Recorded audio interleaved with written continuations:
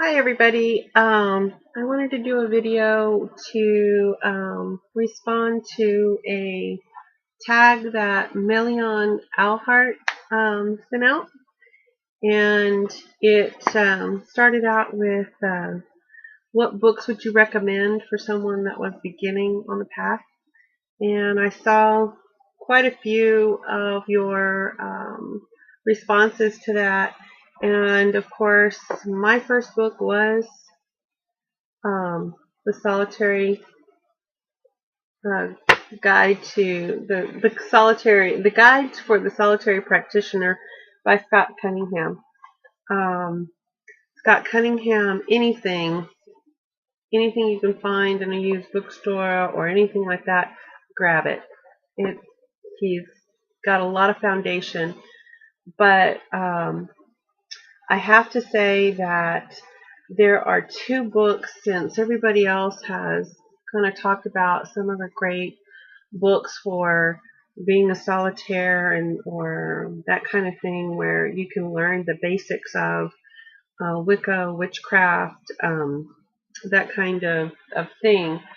One of the other ones that I would also recommend is the Book of Shadows, The Solitary Witch by Silver Ravenwolf. This book has a lot of foundation items in it and stuff. I love the way she writes, the poetry, the spell work, the stuff like that. She's got a good flow to it. She's easy to understand, and but this particular book, because of its size, has so much reference material in it that it's all compiled into one. But everybody has their own path and their own way, and something probably brought the person to this kind of path to begin with. They may already have that first book, but this book I got early on, and it has been, I go to it probably every time I do any kind of major spell work to make sure I have all my correspondences right. And it is Cunningham's Encyclopedia of Magical Herbs. This book is invaluable to any practitioner, I think, and I got it for $7 years ago and use it probably every week, if very, very, very frequently. Another one that I recommend is Love is in the Earth, a kaleidoscope of crystals. And this one right here is, you can see it's a very thick book. It has all the different kinds of crystal information that you could ever want in here. This one is my go-to for crystals and all the information to do with those kind of the stones. So between stones and herbs, that is a great foundation so that you know the properties and how they go. I want to bring up this book here too. This was one of the first books that I also got along with that Wicca, A Guide for the Solitary Practitioner. And this was The Wickening by Sister Moon. This is where I found my first contradictions between the two. And I had to learn to feel my way through what I felt was right by instinct. And that is one of the things that you do need to do for yourself, because that's part of developing your path. So I thought those were probably some of the best books that I could think of for a beginning person. What herbs would I start with? I would start with the simple ones. I would start with the ones in your kitchen cabinet. I would start with the ones in your grocery store. The reason for that is that you, with this book, can do anything with the most simplest of herbs. I have favorite herbs that I like to use in every ritual. Um, Wormwood, mugwort, those kind of things. But the basics are things like bay, the bay leaf, uh, anise, mace, cinnamon, cloves, all the different ones, ginger, um, all of those herbs that you cook with, they also have healing properties. Um, I think sometimes kitchen witchery is kind of not looked at in the same respect, but kitchen witchery, using those herbs in your food. I like the series of books. What was it called? I can't remember the lady who had it, who did it, but it was someone who was tired of everybody asking her for a spell to do this or that, and she just started making the joke: you take one dead chicken, and basically it's a kitchen witchery. Spell work was often done with food, and all the herbs you need are in the culinary aisles, and they're cheap. You can get them in small amounts, and you can learn to work with them, and you can they can go far in a ritual where you don't have to have any of the fancy stuff. Um, Fancy stuff, I do love my dragon's blood, but I also mix it with black tea to amplify and end most every spell I do. Um, so black tea is also a binder and an amplifier. All you have to do is open up a tea bag. There's so many different things that you can just use uh, that's very cheap and inexpensive around you. Um, she also said oils that I would recommend. If you have the herbs, you don't necessarily need the oils. But I have both and I love both. So I would probably say the oils that you use to anoint candles with, um, because simple candle magic is also a very quick way to learn very simple spell work, and anointing the candles do come into play there. You can make your oils from the herbs that you want by suspending them in an oil, a carrier oil, and continuing to do those kind of things like that. But for the essential oils, I would pick one that you felt was the quality for the goddess. I would pick one that you felt was the quality for the god. I often use jasmine for the goddess and cinnamon for the god. Um, I like the smells, um, the spark of fire for the god and the cinnamon. And then in jasmine is a very cooling, reminds me of water. And the two elements of fire and water tend to remind me of the masculine versus the feminine aspects. I use orange oil a lot as well. It's for attraction, and it can attract all kinds of things. So it's a powerful thing for any spell work, or candle work that you might be doing. Um, then the oils that you might want to use for healing purposes or for purification of your home. Um, Learning how to make the different things for purifying your house. So lemon oil would come into play a lot there, peppermint, those kind of oils. Orange oil also is very good for that kind of thing. And they will help lend protection and stuff like that. Um, Learning that you can use just regular salt and stuff like that right out of your cabinet. You don't need fancy salt. You don't need sea salt.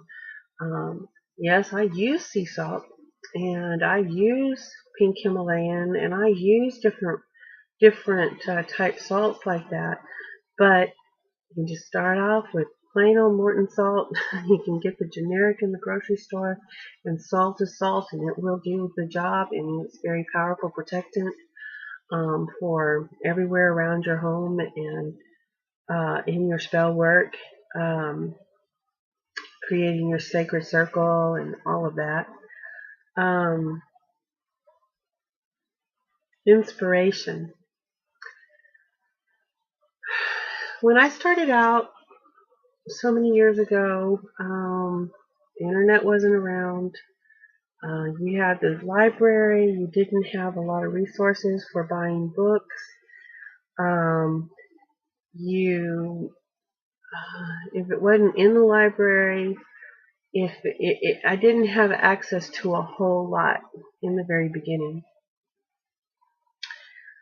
I started researching through things like the esoteric works from the Masonics, the um, Golden Dawn, and things like that. So one of the people who became extremely influential in my practice was a lady. Um, Her name was Dion Fortune, and she was in the very early 1900s, um, and she was a prolific writer. And listening to her explain certain things on energy building and the things you do with the mind, the things you do to create that magnetism and the electric fields to empower your magic, um, increase the strength of my work immensely in the very beginning. To think that she was a woman where there was not very many women led into the esoteric fields, that she had studied all kinds of things.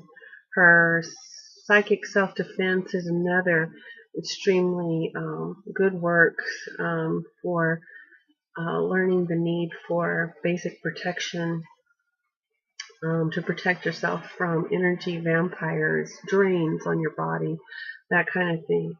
Learning how to understand that kind of energy exchange with other people so that you can maintain your energy field.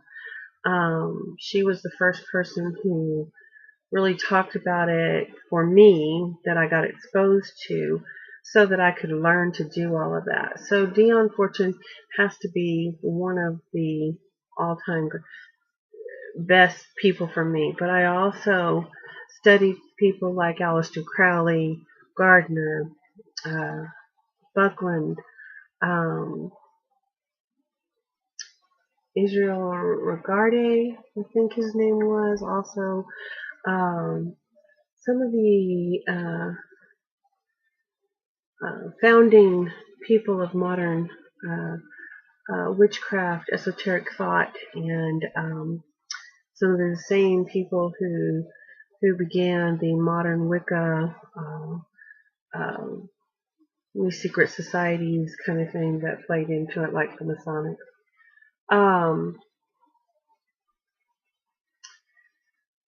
And then you wanted to know anything that I wished I knew beforehand.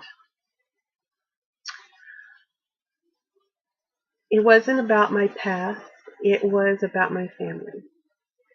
I wished that I had known that my family had such strong ties to Native Americans. My bloodline from my mother, she was almost just off of full-blooded, between 3/4 to full-blooded Native American, and it was kept from us. As I did the genealogy, then things started coming up about my great aunt's ability to always know when a baby was going to be born in the family. Just different things, the prophetic dreams, the different things like that. So I started doing the genealogy. My great aunt started talking about her grandmother who was forbidden to teach them Cherokee, who was forbidden to talk and teach anything Native American in the family because of the violence that was still going around. Um, they had escaped from the Trail of Tears and diverted into Texas instead of staying um, in the Indian territories, as they called it. And he was trying to protect his family and pass the family off as white so that he could continue owning land, educating his children, doing things that we take for granted today.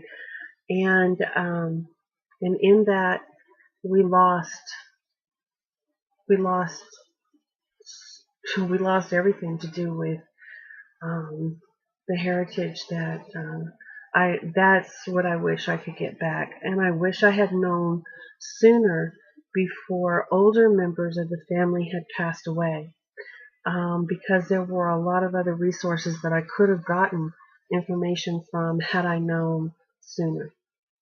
I would have probably followed the Native American path a lot quicker as well too in all of that, because I needed to understand I I inherited that ability to have dreams, psychic dreams, and that they all began for me having baby dreams, just like my great aunt.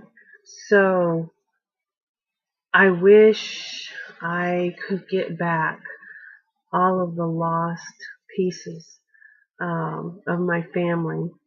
And I wish that I had paid attention more and quicker in my life so that I could have retrieved as much as possible from people who didn't seem like I don't know if they didn't want to tell or you didn't ask you didn't start the conversation.